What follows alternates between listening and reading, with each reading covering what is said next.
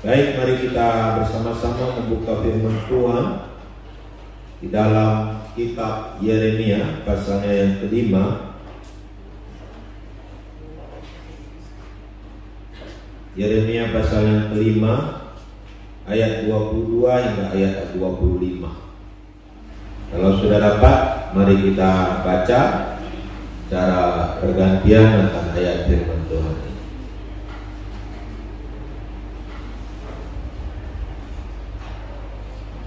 Kita mulai. Masakan kamu tidak takut kepadaku? Demikianlah firman Tuhan. Kamu tidak gemetar terhadap aku? Bukankah aku yang membuat pantai pasir seperti pembatasan bagi laut, sebagai perhinggaan tetap yang tidak dapat dilampauinya? Biarpun ia bergelora, ia tidak sanggup. Biarpun gelombang-gelombangnya ribut, mereka tidak dapat melampauinya.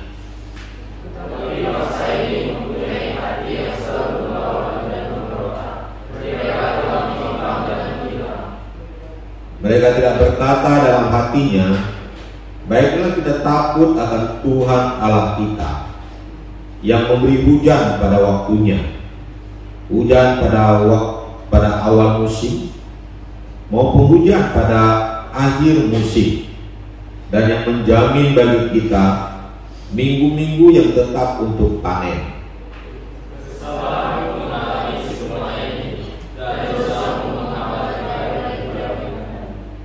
Baik. Nah, saudara-saudaraku yang dikasihi oleh Tuhan, ayat firman Tuhan ini mau mengajarkan kita untuk takut akan Tuhan. Inilah yang mau kita pelajari pada malam hari ini.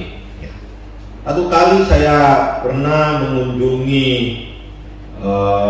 sebuah keluarga, dan saat itu saya datang dan jalan dari jauh.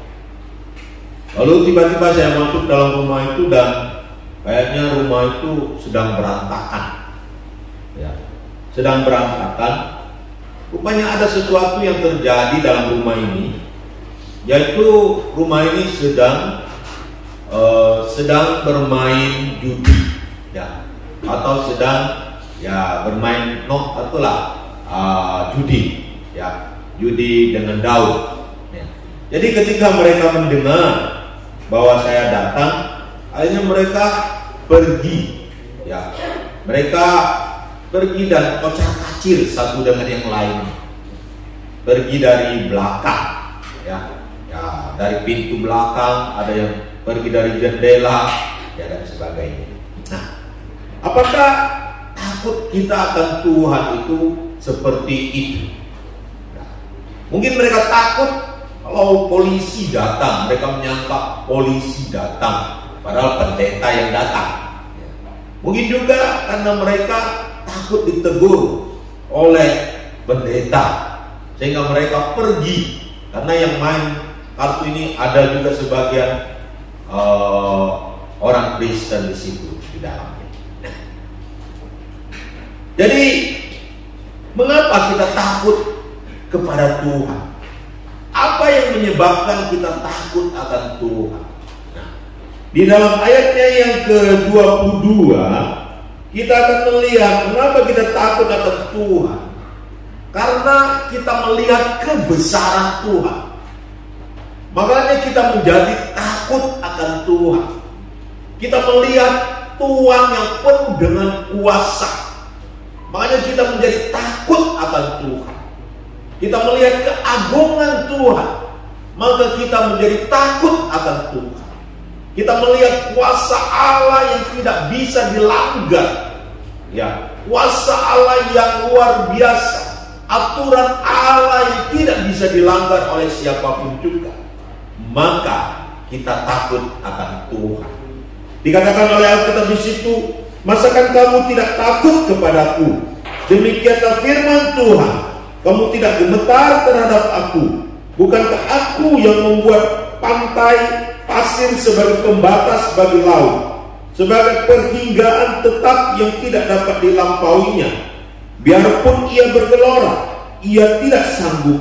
Biarpun gelombang-gelombangnya ribut, mereka tidak dapat melampauinya. Jadi saudara-saudaraku dikasih oleh Tuhan. Satu kali saya masih muda waktu itu, ya maklum saya ini tinggal di perhuluan. Di Sanggau itu tidak ada pantai. Jadi waktu itu saya pertama kali pergi ke Pasir Panjang, ya, di Singkawang.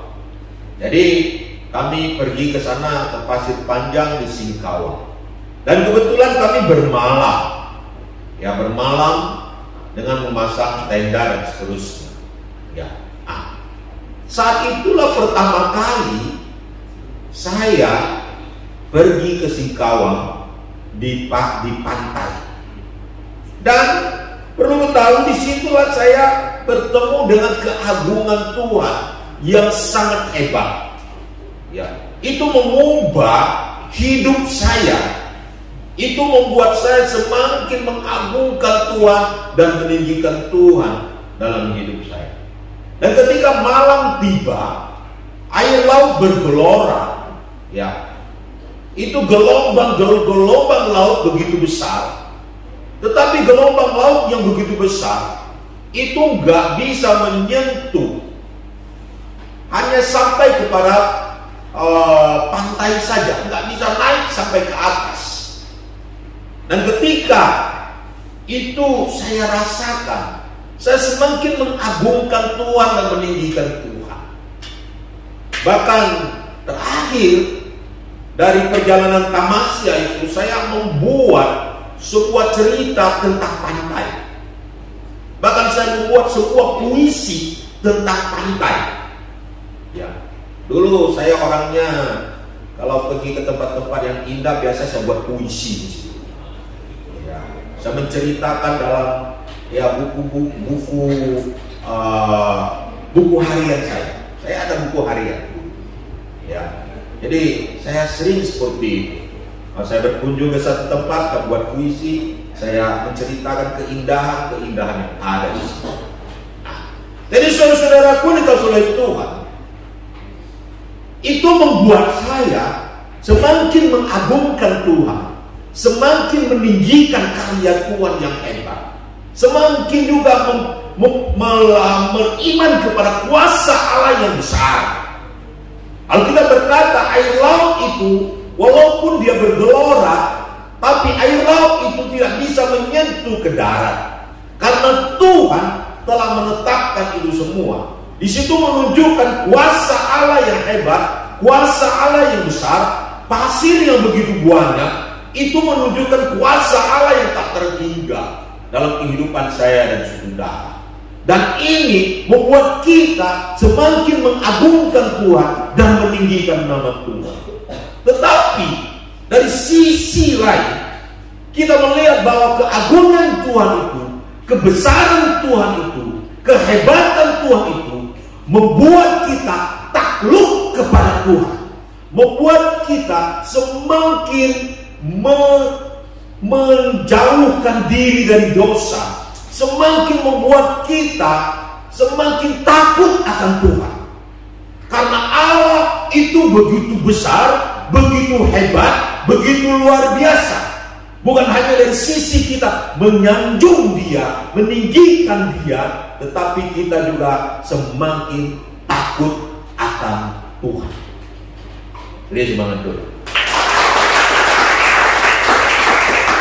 Jadi saudara-saudaraku dikasih oleh Tuhan, ketika kita memandang kebesaran Tuhan, ketika kita memandang kuasa Tuhan yang ajaib, ketika kita melihat dunia ini yang begitu indah, seharusnya ketakutan kepada Tuhan semakin ada di dalam kehidupan kita. Karena kuasa Allah itu tak terhingga. Kuasa Allah itu absolut adanya.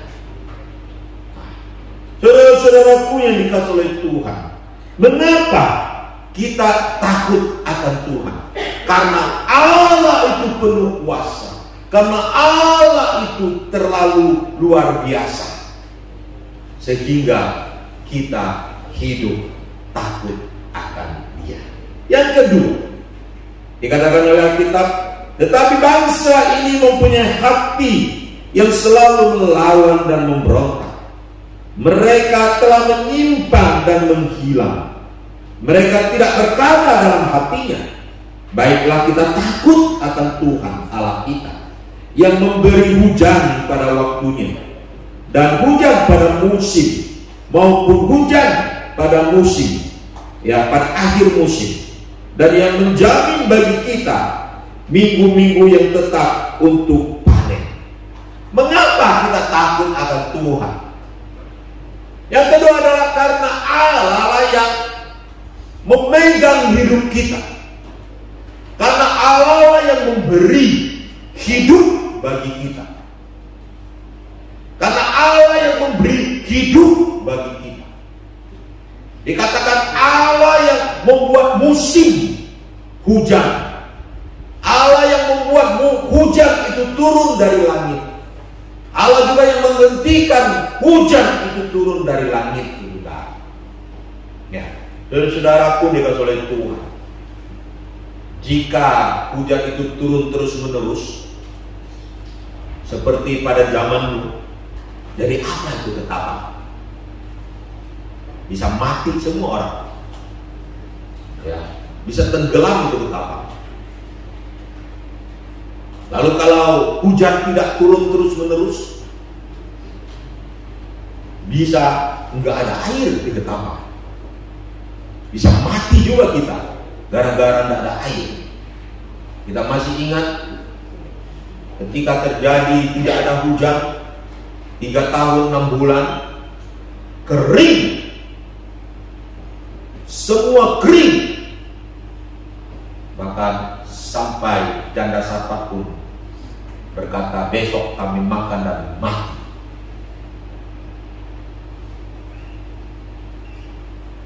Kita lihat di Libya ketika terjadi banjir yang begitu luar biasa, merenggut nyawa ribuan. Banyak daerah-daerah terjadi banjir bandang dan juga merenggut banyak jiwa. Di ini mau menandakan kepada kita bahwa Allah yang memegang hidup kita, Allah yang memberi hidup kepada kita, Allah yang memberi kita hidup dalam dunia ini. Kadang-kadang kita pikir hujan itu ya kebetulan. Kadang-kadang kita berpikir ya hujan itu karena dengan sudah musimnya deh. Nah, ini sudah musim hujan, ya kan? Ya ini sudah musim hujan, ya berhujanlah.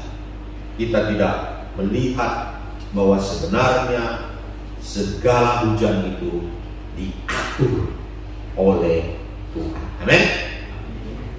Musim itu diatur oleh Tuhan. Coba kalau Tuhan tidak atur itu semua, hujan terus atau kering terus, mati kita semua. Kita perlu melihat itu, bahwa hujan itu adalah Tuhan yang mengatur. Mana bukti lebih konkret lagi, Pak? Dulu waktu Natal beberapa tahun yang lalu, saya sudah agak lupa sedikit, itu sudah hitam itu langit dan hujan sudah mulai rintik-rintik. Tapi ketika itu kami berdoa, hujan berhenti. Dalam menit itu juga hujan berhenti. Ini menunjukkan Allah berkuasa atas hujan itu. Bahkan pernah juga hujan sudah turun begitu lebat, tapi ketika didoakan dalam nama Yesus, hujan itu juga kita minta berhenti dan dia juga berhenti. Ini mau menunjukkan kepada kita bahwa Allah yang memegang hujan itu. Kita tahu hujan itu air, dan air itu menjadi sumber kehidupan kita. Tidak ada air kita mati juga. Terlalu banyak hujan juga kita bisa banjir juga, dan sebagainya. Nah, kemudian kita melihat, mengapa kita katakan kita takut akan Allah? Karena Allah memegang hidup kita.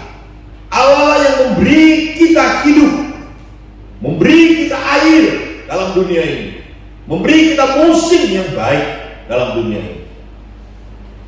Kemudian dikatakan yang menjamin bagi kita minggu-minggu yang tetap untuk panen. Ini bersifat makanan, ya. Ini mungkin gandum, ya, yang menjadi makanan umat Israel yang mereka panen. Mungkin kalau kita, mungkin padi, beras yang kita makan. Mungkin kita berpikir, ya sederhana. Oh itu kan karena ada di tanah makanya tumbuh. Tetapi ingat, kalau bukan Tuhan yang membuat itu tumbuh, tidak ada satu biji pun padi ada di dunia ini. Tidak ada satu biji pun gandum bisa ada di muka bumi ini kalau bukan Tuhan yang menumbuhkan, Tuhan yang memberikan kepada manusia. Beri semangat dulu. Mungkin kadang-kadang kita berkata, karena saya ada duit, saya bisa beli beras, saya bisa makan. Orang tua saya yang membeli beras, lalu saya bisa makan. Tapi ingat, kalau bukan Tuhan yang membuat beras ini, tidak ada beras di muka bumi ini. Kalau bukan Tuhan yang menumbuhkan itu semua, tidak ada tumbuhan itu bisa datang. Makanan yang ada di dunia ini, Tuhan yang memberikannya kepada kita. Jadi hidup kita itu di tangan Tuhan. Kita bisa hidup itu karena Tuhan yang memberikannya.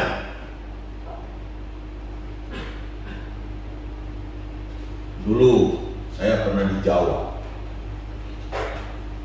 Mungkin yang hadir jadi nggak pernah makan itu.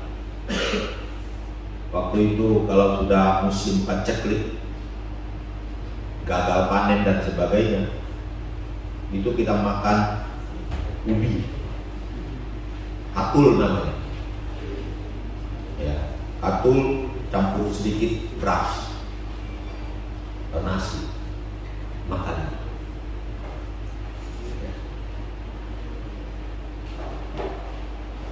Itu baru terjadi paceklik saja. Mengapa kita takut akan Tuhan? Karena Tuhan yang memberi kehidupan bagi kita. Kalau bukan Tuhan yang memberikan kita makan, kita tidak ada makanan di dunia ini. Jangan sombong.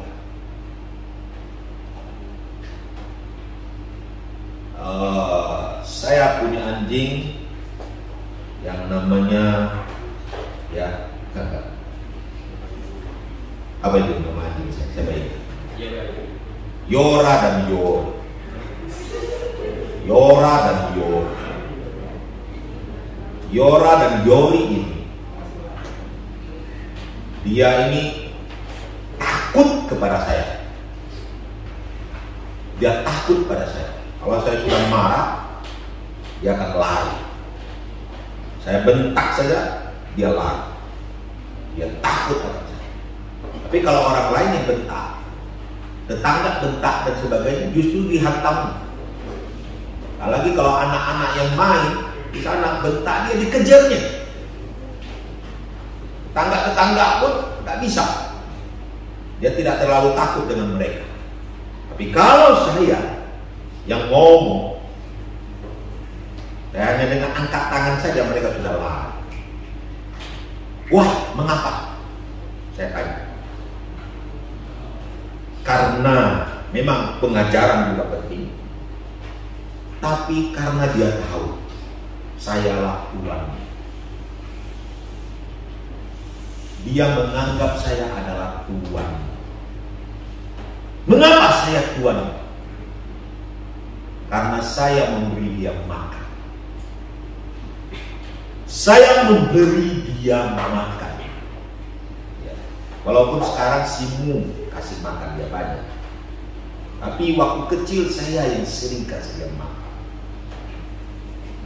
Jadi dia tahu saya adalah tuannya, maka dia takut akan saya. Sayalah yang memberi dia makan, maka dia menganggap saya adalah tuannya, maka dia takut kepada saya.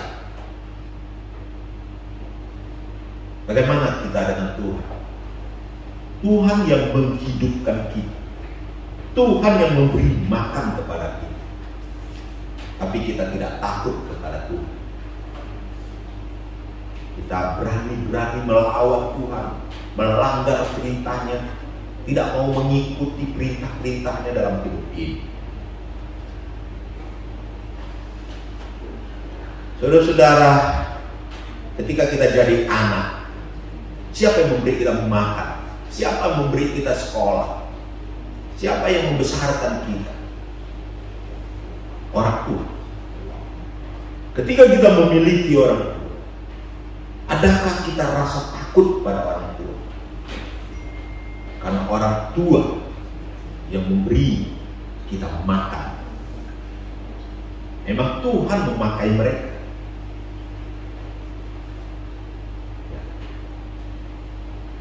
Ya kan? Kalau kita bandel-bandel dengan orang tua, paling tidak apa? Mungkin makan sih tetap dikasihkan.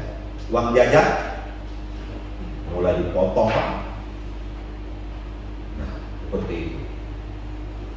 Mungkin anjing-anjing itu dia takut kepada saya. Karena kalau dia lawan saya usir dia tidak dapat makan. Seperti itu. Mengapa kita takut akan Tuhan? Karena Tuhan yang memberi kita hidup. Amin. Coba kalau Tuhan buat 1 bulan saja seluruh padi tidak bisa hidup, makan apa itu? Seluruh makanan tidak ada, seluruh tumbuhan tidak bisa hidup, makan apa? Pernah tidak kita takut kepada Tuhan? Karena Tuhanlah yang memegang kehidupan kita. Yang terakhir, mengapa kita takut akan Tuhan? Ayat 25 dikatakan, kesalahanmu menghalangi semua ini, dan dosamu menghambat yang baik daripada. Saudara-saudara pun dikasih oleh Tuhan, ketika kita hidup takut akan Tuhan, maka manifestasi dari takut akan Tuhan itu adalah kita tidak berbuat kesalahan, kita tidak berdosa di hadapan Tuhan, kita melakukan perintah-perintah Tuhan dalam hidup ini. Itu adalah manifestasi ketika kita takut akan Tuhan dalam hidup ini. Dan sekali lagi, jika kita hidup takut akan Tuhan, Alkitab mencatat, maka yang baik akan timbul dalam hidup kita. Amin. Tuhan akan membuat yang baik dalam hidup kita. Tuhan akan mendatangkan hal-hal yang baik dalam kehidupan kita. Masa depan kita akan baik, perjalanan kita akan baik, hidup ini akan baik karena kita hidup takut akan Tuhan. Tetapi sebaliknya, kalau hidup kita tidak takut akan Tuhan, maka dengan pasti hukuman akan menimpa kita. Hidup kita tidak akan baik. Tapi kalau hidup kita takut akan Tuhan, maka akan baik dalam hidup kita. Apakah kita hidup takut akan Tuhan hari-hari ini? atau kita hidup tanpa rasa takut pada Tuhan? Nonton film porno seperti makanan saya tanpa rasa takut, bahkan merasa senang melakukan. Ketika kita pacaran juga dengan cara-cara dunia. Kita tidak takut akan Tuhan dalam berpacaran. Kita melakukan hal-hal yang dilakukan juga seperti orang dunia. Apakah kita takut akan Tuhan? Ketika kita bersosialisasi dengan teman-teman kita, kita tidak pusing ketika kita menyinggung orang. Ketika orang itu terluka hatinya, kita tidak pusing dengan hal-hal seperti itu. Yang penting saya happy, yang penting saya senang. Gak mau pusing teman-teman itu. Mereka mau sakit kayak, mereka mau apa kayak, terserah mereka. Kita gak mau pusing. Apakah orang-orang itu orang-orang yang takut akan Tuhan? Ketika kita sekolah, kita begitu gampang nyontek. Kita pikir itu keahlian. Kita pikir itu bukan dosa. Padahal kita berkata sama saja kita mencuri, sama saja kita melanggar. Tapi kita tidak pusing. Kita tidak takut akan Tuhan dalam hidup ini. Ketika kita ngomong, begitu gampang kita berbicara hal-hal yang kotor. Begitu gampang kita membohongi orang. Asal orang itu tidak tahu saja. Mungkin lebih. Kita begitu gampang mengarang cerita. Begitu gampang berbohong pada teman, kepada orang tua, kepada sesama kita, dan seterusnya. Apakah hidup itu takut akan Tuhan? Kita begitu gampang meninggalkan persekutuan dalam ibadah kita. Kalau di sana ada ulang tahun, di sana ada undangan, di sana ada teman-teman yang undang dan sebagainya, kita begitu gampang meninggalkan persekutuan dan ikut mereka. Apakah kita orang yang takut akan Tuhan? Kalau kita orang yang takut akan Tuhan, kita akan menegakkan firman Tuhan di dalam kehidupan kita. Kita akan berusaha hidup kudus di hadapan Tuhan. Kita tidak menggampangkan Tuhan dan firman-Nya dalam hidup ini. Itulah orang yang takut akan Tuhan. Orang yang takut akan Tuhan, Tuhan akan memberkati hidupnya. Amin. Mari kita bangkit berdiri.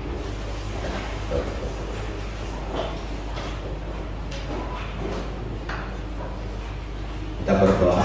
Nanti Simo tutup kita dalam doa. Bapa Surgawi, kami bersyukur kepada Engkau ya Tuhan pada malam hari ini untuk setiap pemberitaan firman Tuhan yang boleh disampaikan oleh hamba-Mu ya Tuhan. Kiranya ini boleh menjadi rema di dalam kehidupan kami, dan kami juga boleh menjadi pelaku-pelaku firman-Mu yang luar biasa ya Tuhan, sehingga hidup kami ini menjadi terang dan kesaksian dimanapun kami berada ya Tuhan. Terima kasih ya Bapa, berkati hamba-Mu yang telah menyampaikan ya Bapa, pakai lebih luar biasa lagi di dalam setiap pemberitaan firman, sehingga firman yang boleh disampaikan sungguh boleh mengagungkan dan memuliakan nama-Mu ya Tuhan. Terima kasih Bapa, di dalam nama Tuhan kami Yesus Kristus kami berdoa. Amin. Amin.